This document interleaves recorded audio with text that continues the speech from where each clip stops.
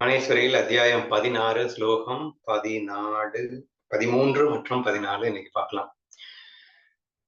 Again சீரியஸா நம்ம என்ன பண்ணிட்டு இருக்கோம் அப்படின்னா, அசூரி சம்பத்து படைத்தவர்கள் அப்படின்னா அசுர குணம் படைத்தவர்களுடைய லட்சணங்கள் எப்படி இருக்கும் அப்படிங்கிறது தான் எலாபரேட்டா எக்ஸ்பிளைன் பண்ணிட்டு வராங்க. தெய்வீக லட்சணங்கள் முடிஞ்சிருச்சு. அசூரி சம்பத்து முடிச்சதுக்கு அப்புறம் அதையே கொஞ்சம் எலாபரேட்டா எக்ஸ்பிளைன் பண்ணி கொண்டு வருகின்ற வரிசையிலே போன ஸ்லோகத்துல என்ன சொல்லியிருந்தாங்க அப்படின்னா, எந்த அளவுக்கு அவர்கள் காமம் முத்தி இருக்கும் அப்படிங்கிற விஷயத்தை பற்றி சொல்லியிருந்தாங்க.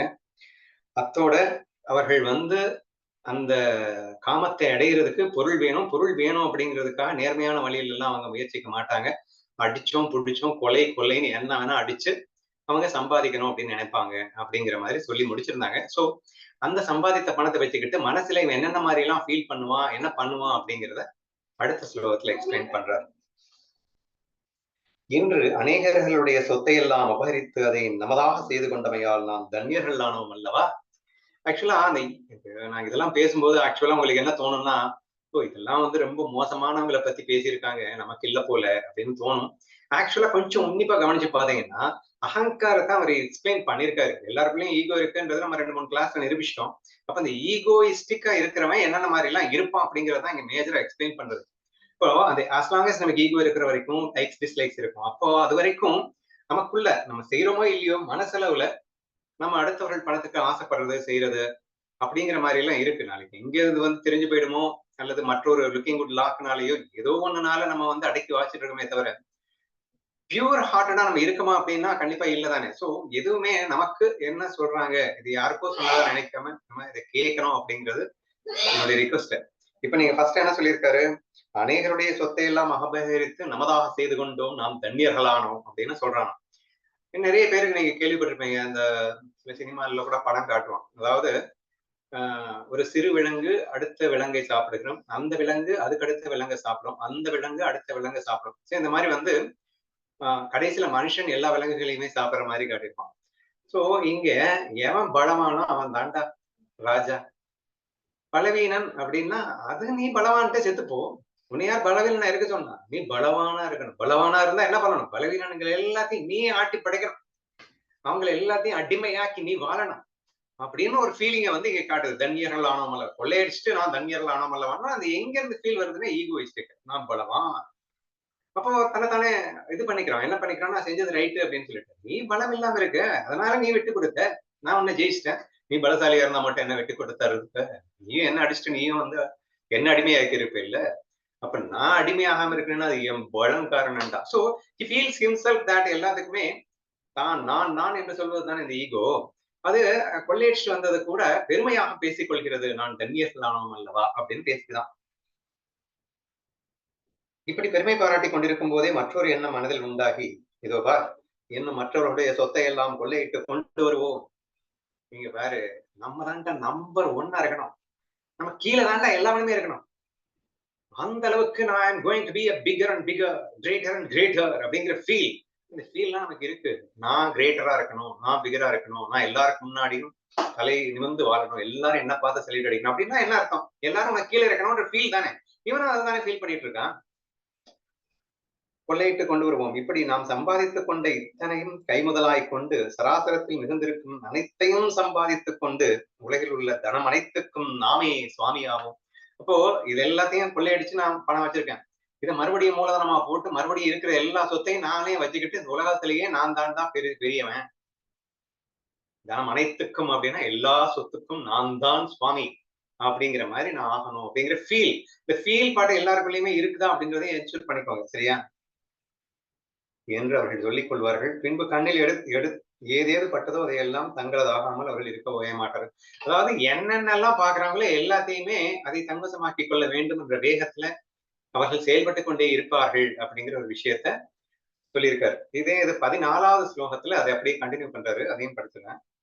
நாம் ஜெயித்து கொன்றுவிட்ட இந்த சத்ரு அல்பன் இன்னும் பலவானாகிய மற்ற சத்ருக்களையும் கொன்று நாம் மட்டுமே உலகில் தனித்து கீர்த்தி பெற்றவர்களாக வாழ்வோம்.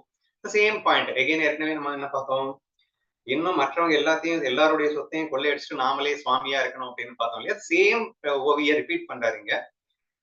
நான் ஜெயித்து கொண்டு விட்டு இந்த சத்ரு அல்பன் தான், இப்ப அவனை ஜெயிச்சிட்டோம் அப்படின்னு சொன்னா இவன் சுஜுக்கியே இன்னும் இன்னும் எவன்லாம் பலவானா இருக்கணும் எல்லாத்தையும் கொண்டு அதிபலவானாக நான் இருக்க வேண்டும் அப்படிங்கிற ஃபீல் டெவலப் ஆகுது இல்லையா? அதான் இங்க பிரசன்ட் பண்ணியிருக்காரு. ஸோ நாம் மட்டுமே உலகில் தனித்து கீர்த்தி பெற்றவர்களாகனா கீர்த்தினா புகழ் பெற்றவர்களாக வாழ்வோம். இன்பு நமக்கு வேலைக்காரர்களா எவர்களாகி விடுவார்களோ அவர்களை தவிர மற்ற எவரையும் கொண்டு விடுவோம். என்ன ஃபீல் பாருங்களேன். நமக்கு வேலைக்காரர்களாக எவர்கள் ஆகிவிடுவார்களோ அவர்களை மட்டும் விட்டுவிட்டு மற்ற அனைவரையும் கொண்டு விடுவோம்.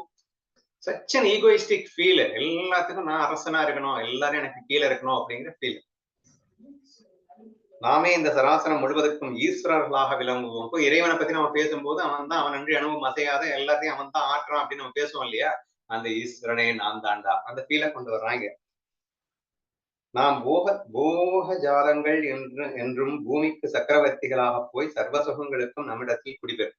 அதாவது எக்ஸ்ட்ரீமா போகி யாரு அப்படின்னா நான் தான் இருக்கணும். என்னை விட போகத்தை வேற எவனை அனுபவிக்க முடியாதவனா இருக்கணும், அப்படிப்பட்டவனா நான் இருக்கணும் அப்படிங்கிற ஒரு ஆசை. என்றும் பூமிக்கு சக்கரவர்த்தியாய் போய் சர்வ சுகங்களும் நம்மிடம் குடியேறும். நம் பெருமையை பார்த்த இந்திரன் தான் பிறந்ததே வியர்த்தம் என்று எண்ணுவான். வியர்த்தம்னா வேஸ்ட். யாரு இந்திரன்னா தேவலோகத்துல ரதி ரம்பா ஊர்வசி இவர்களுக்கு எல்லாம் தலைவனாக இருக்கக்கூடியவன் சரியா? அவன் இவனை பார்த்து பொறாமப்படுவானா, அம்மாடா வேஸ்டடா நம்ம எல்லாம் என்னம்மா இருக்கான் பாரு அப்படின்னு அந்த இந்திரன் ஃபீல் பண்ற மாதிரி நான் இருக்கணும் அப்படின்னு ஆசைப்படுறான். நீங்க அந்த மாதிரி இருக்கீங்களோ இல்லையோ அந்த மாதிரி ஆசைப்பட்டீங்கன்னாலே நீங்க இந்த சூரிய சம்பத்துல இருக்கிறீங்க அப்படின்ற மாதிரி புரிஞ்சுக்கணும். ஓகேவா? நாம் மனசிலாவது வாயிலாவது சரீரத்திலாவது எதை செய்ய துவங்கினாலும் அது எவ்விதம் முடிவு பெறாமல் போகும். அதாவது நான் நினைச்சா அது நடக்கும்டா. நான் மனசுல நினைச்சு நான் ஒண்ணு சொல்லி நான் பேசி நான் ஒண்ணு செஞ்சு அது நிறைவேறாம போகிறதா? யாரு? அகெயின் த ஈகோயிஸ்டிக் ஃபீலை வந்து இந்த இடத்துல இந்த மாதிரி பிரசன்ட் பண்ணியிருக்காரு. சோ நாம் மனசிலாவது வாயிலாவது சரீரத்திலாவது எதை செய்ய துவங்கினாலும் அது எவ்விதம் முடிவுறாமல் போகும். பிறருக்கு ஆங்கே செய்தவர்களை தம்மிஷ்டப்படி காரியங்களை செய்யும்படி செய்து கொள்வதற்கு வேண்டிய சக்தி படைத்தவர்கள் நம்மை தவிர எவர்கள் இருக்கிறார்கள்? நான் ஆர்டர் போட்டு என் பேச்ச மதிக்காம எவனாவது இருக்க முடியுமா? நான் சொல்லி எவனாவது அதை செய்யாம போயிடுவானா? நினைச்சதையெல்லாம் அவங்க எல்லாம் வச்சு நான் வந்து சாதிப்பேன்டா அப்படிங்கிற அந்த ஃபீலிங்க இந்த இடத்துல காட்டியிருக்காரு. நம்மை தவிர எவர்கள் இருக்கிறார்கள்? அதிபலவான்களாகிய நாம் கண்ணால் படாதிருக்கும் அளவுக்கும் தான் எவன் பலவானாவான். அதாவது எமன்னா யாரு? அதாவது நம்ம எல்லாம் என்ன பேசிட்டு இருக்கோம் அப்படின்னா, ரொம்ப பேசாத அடுத்த நீ செத்து போறான். அதாவது என்ன மரணம்ங்கிறது எப்ப வேணா நிகழும் அப்படிங்கிறது எல்லாருக்கும் தெரிஞ்ச ஒரு விஷயமா இருக்கு.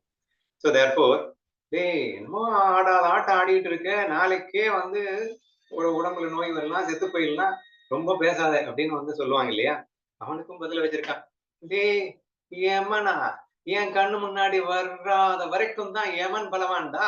யமனே வந்தாலும் சரி நாங்க யமனை கொன்றுவோம்ல. சோ இதெல்லாம் இன்னும் ரொம்ப எக்ஸ்ட்ரீம் ஃபீலா இருக்கலாம் நினைக்காதீங்க. நிறைய பேருக்கு இந்த ஃபீல் இருக்கு. சரியா? சோ யமன் தன் கண்முன் வராத வரைக்கும் தான் யமன் பலவானா. சோ யமன் கண்முன்னே யமனையே கொன்னுடுவேன், நான் பலவான் ஆயிடுவேன் அப்படிங்கிற ஃபீலிங்க சொல்லியிருக்காரு. அடுத்து நாம் சுகமெல்லாம் ஒன்று சேர்ந்த ராசியே ஆவோம் என்று அவர்கள் சொல்லிக் கொள்வார்கள். சோ என்னுடைய ராசிடா, என்ன ராசி? எங்க பார்த்தாலும் எப்ப பார்த்தாலும் சுகம் சுகம் சுகமாக இருக்கக்கூடிய ராசி படைத்தவன் தான் நான் என்று இப்படி பிதற்றிக் கொண்டிருப்பவன் அசூரிய சம்பத்து படைத்தவனாக இருக்கின்றான் என்று சொல்லி அதை இன்னும் கண்டினியூ பண்றாரு நெக்ஸ்ட் ஸ்லோகத்துல. I will tell you tomorrow.